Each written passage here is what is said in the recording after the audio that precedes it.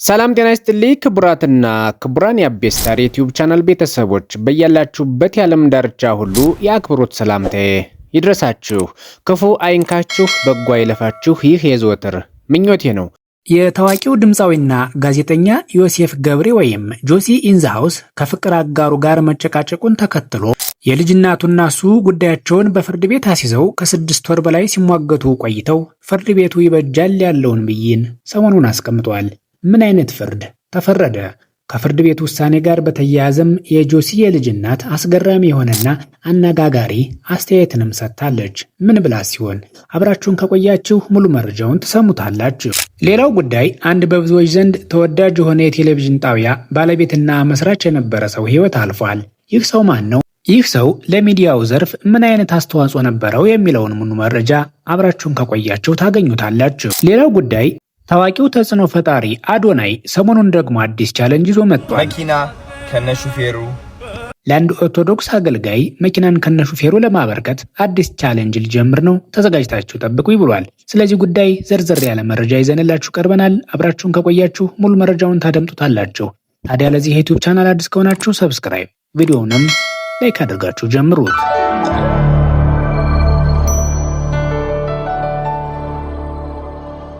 በድምፃዊ ዮሴፍ ገብሬ ወይም ጆሲ ኢን ዘ ሃውስ እና በልጅ እናቱ መካከል የነበረው የልጅ አስተዳደግ ክርክር በድምፃዊ ዮሴፍ ገብሬ አሸናፊነት ተጠናቋል። የቀድሞው ድምፃዊ ዮሴፍ ገብሬ ወይም ጆሲ ኢን ዘ ሃውስ የፍቅር ጓደኛ የነበረችው ሶሲ ግርማይ ለ6 ወራት ያህል በፍርድ ቤት ሲካሄድ የቆየው የልጅ አስተዳደግ ክርክር በድምፃዊው ወይም በዮሴፍ ገብሬ አሸናፊነት መጠናቀቁን በምሬት ገልጻለች። ሶሲ በፌስቡክ ገጿ ባሰፈረችው መልእክት የፍርድ ቤቱ ውሳኔ ከእናትነት ፍቅር ይልቅ ቁሳዊ ነገሮችን መሰረት ያደረገ ነው ስትልም ወቅሳለች። የክሱ መነሻና የምስክሮቹ ቃል በክርክሩ ወቅት ድምፃዊው በሶሲ ላይ በምሽት ክበብ ትሰራለች፣ ሱሰኛ ነች፣ ልጁን ለገንዘብ መጠየቂያ ታደርጋለች የሚሉ ክሶችን አቅርቦ እንደነበር ራሷ ሶሲ ገልጻለች። ሆኖም ግን ሶሲ ስራዋ የባልትና ውጤቶችን ማቅረብ መሆኑን ምንም አይነት ሱስ እንደሌለባትና ለልጆቿ መልካም እናት መሆኗን ጎረቤቶቿና ቤተሰቦቿ ምስክርነት በመስጠት ክሱን ማስተባበልም ችላ ነበር። በተቃራኒው ድምፃዊ ዮሴፍ ገብሬ ልጁ ባለበት ተገቢ ያልሆነ ሱሶችን እንደሚጠቀምና የልጁን የትምህርት ቤት ክፍያ እንኳን እንደማይከፍል በማስረጃ ማረጋገጧንም ገልጻለች። እንደ ሶሲ ገለጻ ጉዳዩን የመረመሩት የሶሻል ወርከሮች ወይም ማህበራዊ ሰራተኞች ያቀረቡት ሪፖርት ለውሳኔው ትልቅ ሚና እንደተጫወተም ገልጻለች። ሪፖርቱ በዋናነት ትኩረት ያደረገው በሁለቱ ወገኖች የኑሮ ደረጃ ላይ ሲሆን የድምፃዊው ገቢ ከሷ የተሻለ መሆኑ፣ ቤቱ ሰፊና ለልጁ የተለየ መኝታ ቤት ያለው መሆኑ፣ መኖሪያው ቦሌ አካባቢ መሆኑና ለልጁ መጫወቻ መኖራቸውን መሰረት በማድረግ ልጁ ከአባቱ ጋር እንዲያድግ ተወስኗል ብላለች። በዚህም መሰረት ፍርድ ቤቱ ልጁ ከአባቱ ጋር እንዲኖር የወሰነ ሲሆን እናትየው በየ2 ሳምንቱ አንድ ቀን ብቻ ማለትም እሁድ ለጥቂት ሰዓታት እንድትጎበኝ ተፈቅዶላታልም።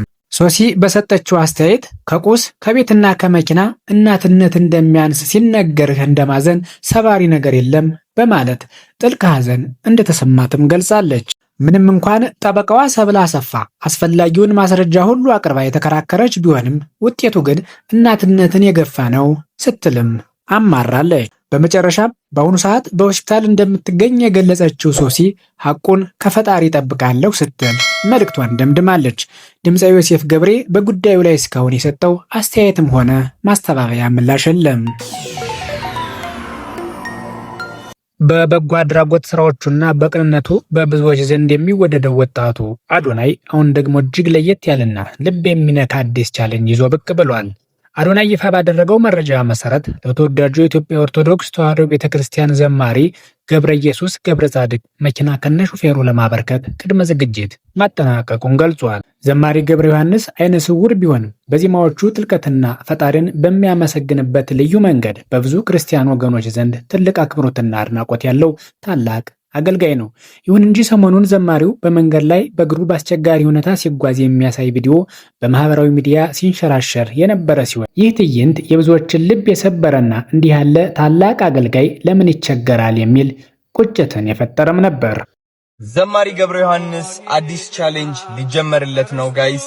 መኪና ከነሹፌሩ አዶናይም ይህን የህዝብ ስሜትና የዘማሪውን እንግልት በመረዳት መኪና ከነ ሹፌሩ የሚል ለየት ያለ ቻሌንጅ መጀመሩ እጅግ የሚያስመሰግን ነው። ዘማሪው አይነ ስውር በመሆኑ መኪና ብቻውን በቂ እንዳልሆነ ተረድቶ ሹፌር አብሮ እንዲመደብለት ማሰቡ የበጎ አድራጎት ስራው ምን ያህል በጥንቃቄና ከልብ እንደታሰበበት ያሳያል። ይህ ተግባር አዶናይ ለሰዎች ያለውን አክብሮትና አርቆ ሀሳቢነት በድጋሚ ያስመሰከረበት አጋጣሚ ሆኗል። እንዲህ ያሉ አርአያነት ያላቸውን ተግባራት ለብዙዎች በማጋራት ታዋቂነትንና ተጽዕኖን ለበጎ ነገር ማዋል እንደሚቻል ማሳየት በማህበረሰባችን ውስጥ የመረዳዳት ባህል እንዲጎለብት ማድረግ ነው።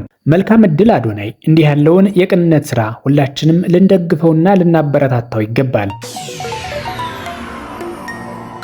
ሌላው ጉዳይ የኢትዮጵያ ሚዲያ ባለውለታና የኢቢኤስ ቴሌቪዥን ፈርቀዳጅ አባት አቶ አማን ፍስሐ ጽዮን ከዚህ ዓለም በሞት ተለይተዋል።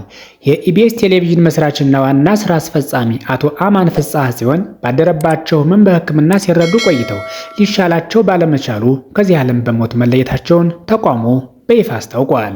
አቶ አማን ኢትዮጵያ ውስጥ የግል ሳተላይት ቴሌቪዥን ስርጭት ገና በጅምር ላይ በነበረበት ወቅት ኢቢኤስ ቲቪን በመመስረት ለዘመናዊው የሚዲያ ኢንዱስትሪ ትልቅ አሻራ ያሳረፉ ሰው ነበሩ። በውጭ ሀገር የሚኖሩ ኢትዮጵያውያንን ከሀገራቸው ባህልና ማንነት ጋር ለማስተሳሰር ከፍተኛ ሚናም ተጫውተዋል።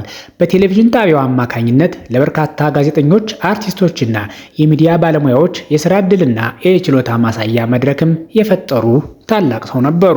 አቶ አማን በኢትዮጵያ የሚዲያ ዘርፍ ላበረከቱት የማይተካ አስተዋጽኦ ሁልጊዜም ሲታወሱ ይኖራሉ።